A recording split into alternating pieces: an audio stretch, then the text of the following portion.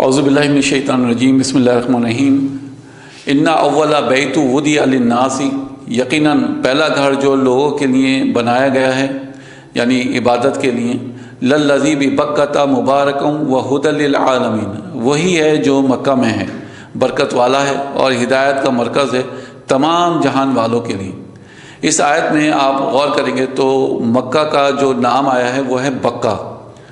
لیکن سورہ فتح میں ہم دیکھتے ہیں کہ مکہ کو مکہ ہی کہا گیا ہے۔ ارشاد ہوا ہے وَهُوَ الَّذِي كَفَّ أَيْدِيَهُمْ عَنْكُمْ وَأَيْدِيَكُمْ عَنْهُمْ بِبَطْنِ مکہ، یعنی بطنی مکہ کے معنی ہوتے ہیں مکہ کی وادی میں، مِن بَعْدِ أَنْ أَظْفَرَكُمْ عَلَيْهِمْ، تو یہاں پر جگہ کے جو نام آیا ہے وہ مکہ۔ اب سوال یہ ہے کہ آل عمران میں بکہ کہا گیا اور سورہ فتح میں مکہ کیوں آیا ہے؟ قرآن میں کسی جگہ پر کسی کلمے کو استعمال کیا جاتا ہے تو اور اسی کلمے کو دوسری جگہ کسی حرف سے بدل کر استعمال کیا جاتا ہے۔ وَكُلُّ ذَلِكَ لِغَرَضٍ، یعنی ہر ایک جگہ کسی نہ کسی مقصد یا غرض کے تحت ہوتا ہے، یعنی ایسا نہیں ہوتا ہے کہ نعوذ باللہ الٹپ کوئی چیز کر دی گئی ہو، جیسے جی میں آیا ویسے کر دیا، نہیں، اس کے پیچھے دلیل ہوتی ہے، اس کے پیچھے حکمت موجود ہوتی ہے۔ جب آل عمران میں کہا گیا ہے بکہ، تو بکہ یا بکو کے معنی ہوتے ہیں ازدحام، اور ازدحام کے معنی کیا ہوتے ہیں؟ دھکا دینا،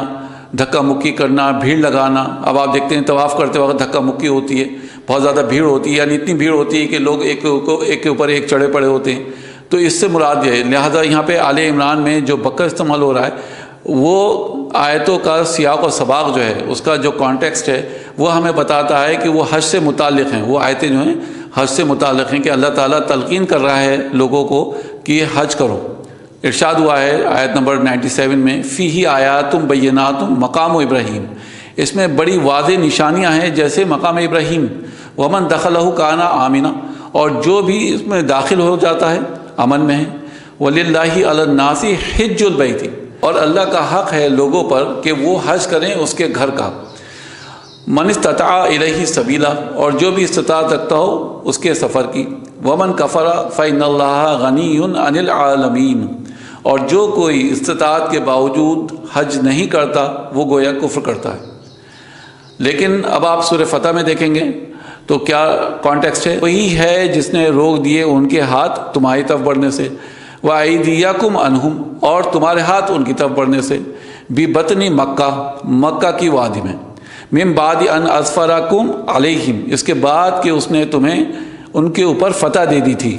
وَكَانَ اللَّهُ بِمَا تَعْمَلُونَ بَصِيرًا، اور جو کچھ تم لوگ کر رہے ہو اللہ سبحانہ و تعالیٰ اسے دیکھ رہا ہے۔ تو یہاں پر سورہ فتح میں آپ نے دیکھا کہ ازدحام مراد نہیں ہے، یعنی یہاں پر بھیڑ بھاڑ یا دھکا مکی یا طواف کرنا اس کا کسی کا ذکر نہیں ہے۔ اس آیت کا کانٹیکسٹ جو ہے